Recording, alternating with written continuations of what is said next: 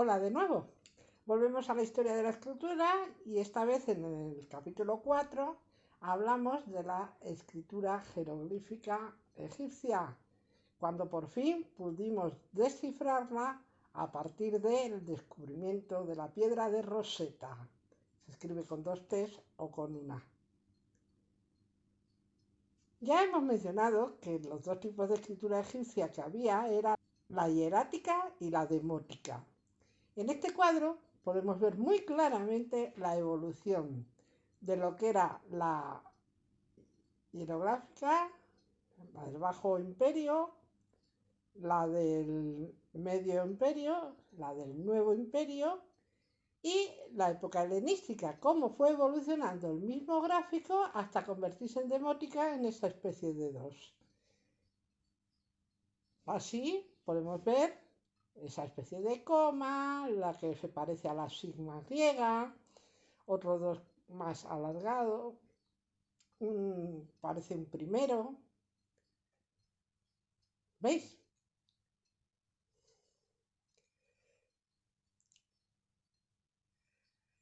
La escritura hierática, del griego, que viene del nombre del griego hierática, que significa sacerdotal, es la utilizada comúnmente por los sacerdotes. Por eso la llamaban escritura de los dioses.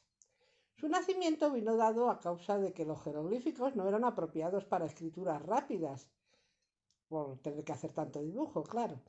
Entonces, esta consiguió ser una escritura más fluida y estilizada. De nuevo, vemos este gráfico tan claro en el que nos dice cómo eran los jeroglíficos, cómo fueron los cursivos, cómo fueron los hieráticos, luego los escritos comerciales y el demótico, cada vez una escritura más estilizada y que recuerda menos el original. Vemos ejemplos. El término egipcio demótico, en cambio, se refiere tanto a la escritura como a la lengua egipcia que surgió en la última etapa del antiguo egipcio. El término fue utilizado por primera vez por el historiador griego Heródoto para distinguirlo de la escritura hierática y jeroglífica. Tras su introducción, el hierático, que solía inscribirse en papiros u ostraca, se sigue utilizando por motivos religiosos. Aquí vemos un papiro.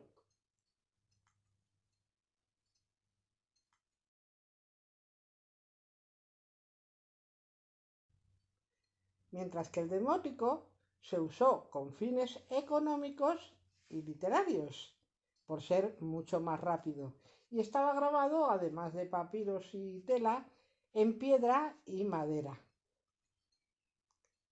Más ejemplos. La mayoría de los textos escritos en demótico antiguo se fechan en la dinastía 26 y en el periodo de dominación persa de la dinastía 27. Después de la reunificación de Egipto bajo Psammético I, que reinó desde el 664 al 610 a.C., el demótico sustituyó al hierático en el Alto Egipto, particularmente durante el reinado de Amasis, del 570 al 526 a.C., cuando se convirtió en la escritura oficial, administrativa y legal. Volvemos a ver el cuadro anterior para que así nos fijemos más detenidamente en cuál fue la evolución.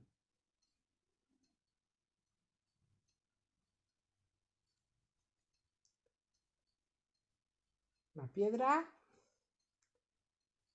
con sus escritos correspondientes, cada vez más estilizados, más parecidos a la escritura.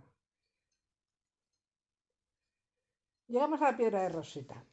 Se conoce así a la piedra descubierta el 15 de julio de 1799 durante la campaña napoleónica en Egipto, en las orillas del río Nilo, en un pueblo llamado Rashid, denominado por los franceses la Roseta, y por eso, por el lugar del hallazgo, se llamó piedra de Rosetta.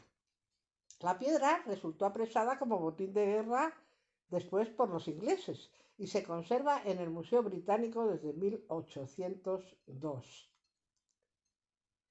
Aquí la tenemos en el museo. Y como vemos está dividida en 3 franjas. La importancia de la piedra de Rosetta consiste en que contiene 3 inscripciones de un decreto en griego grabado en 3 lenguajes. El jeroglífico hierático, que como ya hemos dicho se llamó escritura de los dioses, el jeroglífico demótico o escritura del pueblo y en griego. Aquí vemos los 3. Esta primitiva compilación permitió a Jean-François Champollion empezar a traducir el lenguaje jeroglífico y hierático, a descubrir que los cartuchos que veremos más adelante contenían el nombre del faraón Ptolomeo V, quien había heredado el Egipto desmembrado del Imperio Alejandrino.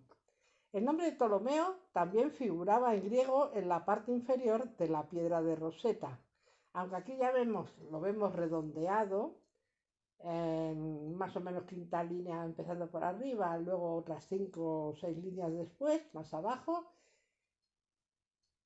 y en el último tramo, como la sexta también, es el nombre de Ptolomeo el que dio la pista. Champollion comenzó a construir el conjunto alfabético de los caracteres jeroglíficos, iniciando asimismo la colección y el repertorio de sus normas sintácticas. En la figura podemos ver un facsímil de la piedra de Rosetta y una traducción de algunos jeroglíficos hieráticos. Vamos observando la piedra más de cerca. También se muestra cómo los pictogramas que constituyen los elementos básicos del lenguaje pueden ser usados indistintamente como ideogramas y como caracteres. Y como os decía, estos recuadros, Synlop, Eodama, bueno, no me atrevo a leerlo, son los gráficos que representaban el nombre de Ptolomeo, que aquí en la última parte más oscura podemos ver en la segunda línea, Ptolemain. ¿Veis? Bien.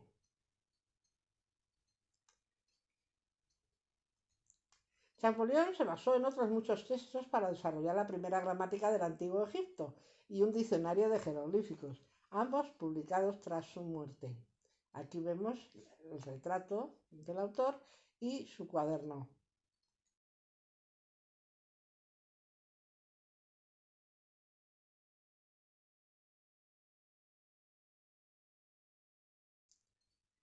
Interesante, ¿verdad? Eso espero. Hasta pronto.